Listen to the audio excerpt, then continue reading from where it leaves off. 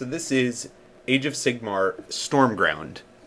I have been pretty excited for this game since I heard about it. It is the first real game in the Age of Sigmar world. Of course, Warhammer Old World or Old Hammer or the original Warhammer, that's got a billion games, especially 40k has a billion games. But this is the first one in the Age of Sigmar, and if you're familiar with it at all, obviously it's a roguelite game, a term that I was familiar with before recording this. Not. So anyway, I really like it. There's only 3 factions: the Stormcast Eternals, the Night Haunt, and the Maggotkin, which are all 3 tabletop armies. As a big fan of the tabletop genre, I was, happy that they included armies that really aren't featured in the Old Hammer stuff. For instance, you're not going to find any of those 3, except maybe a little bit of Maggotkin from Nurgle.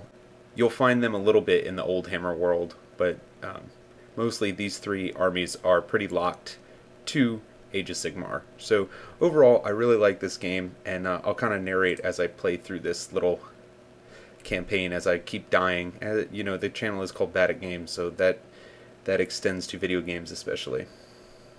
So my screen recorder was a little janky, and it created a little lag in the recording. So this is me starting a campaign. You have a standard Stormcast hero. Luckily, even when you die, all your upgrades and levels and stuff keep. So I have some upgraded and leveled guys. So here I am picking my battle line guys. So you can see they have a couple different items you can choose from. You get more as you rank up in the game.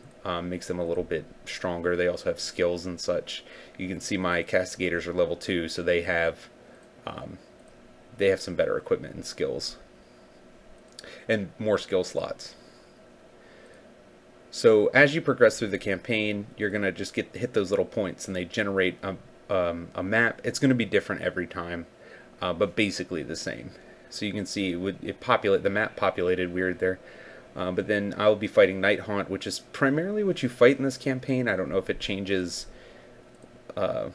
later. I've actually only fought the Maggotkin twice, once in the campaign and once online, and when I was online it died. So I've summoned my hero. That's the first action you're going to take. I've moved her over, and like an idiot I ran through that patch of like ghost grass or whatever the hell it's called and hurt myself, which is really dumb, but I'd never encountered that, and I just said fuck it and went for it. So then the next thing I need to do is actually summon some guys, but I don't have enough power up in the corner to do it. So and it turned out I didn't have room to do it either. I needed to have room to summon them. So it's going to be a second before I can do it. Night Haunt, I assume they all fly. They all fly in the tabletop game, so I assume they all fly here. So you can see my main hero is so leveled up that these little chain rasps, they're not going to do much, and even for charging me they take damage and I heal. So unfortunately I moved into that. Well, I did get the heal. So I'm going to bring in my castigators. That's always my first move, to bring in the castigators, but unfortunately, like I said, couldn't bring them in from where I was, so I had to move. And the cool thing is summoning doesn't take an action. So if I move, I can still attack and summon, which is great. You just have to have enough of those purple power crystal things up in the corner. I'm sure they have a name. I don't know what they are. So the blue spots are where you can summon them. So I brought in my castigators. They have big ass crossbows. They basically look like ballistas even in the game. So that's going to cause knockback. Like I said, I was playing a campaign earlier, and my main hero, I was about to win, and my main hero got hit by that knockback explosion from the Night Haunt. I actually need to look into why they do that. I don't recall them doing that in the tabletop, and I haven't paid attention enough in the game to find out. So I just summoned, I think they're called Liberators. I just summoned them.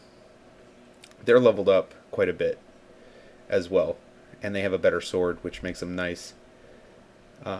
There go one of my favorite things to do, which is to nail them on their own turn.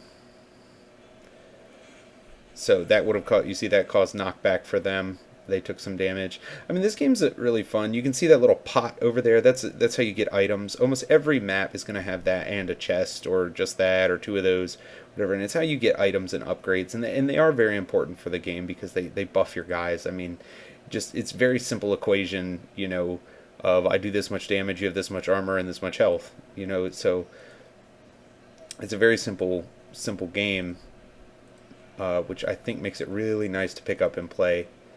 When you otherwise, you know, wouldn't want to get that heavy into a game. Plus, it plays beautifully. I know it looks a little jank, but that's just the screen recorder.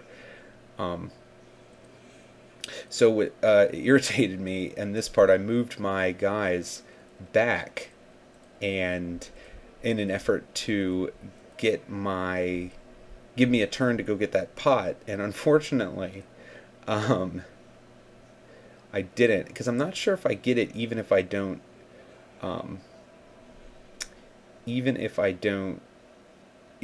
claim it. You know, if I win the match and don't claim it, I might get it. I guess I do, because I got rewards there, so never mind. I don't need to waste as much time trying to get them. See, you learn something even in reviewing it. But like I said, I'm bad at games, so learn something. I'm gonna go for that armored shield because I can divide that amongst my guys. Oh, actually, I took that beguile. Those one-off upgrades are hard to get. Anyway, I hope you enjoyed this little video game foray. I don't know how often I'll do video game reviews, but this is my first try, so hopefully, you know, you guys like it and check out the game. It's a lot of fun.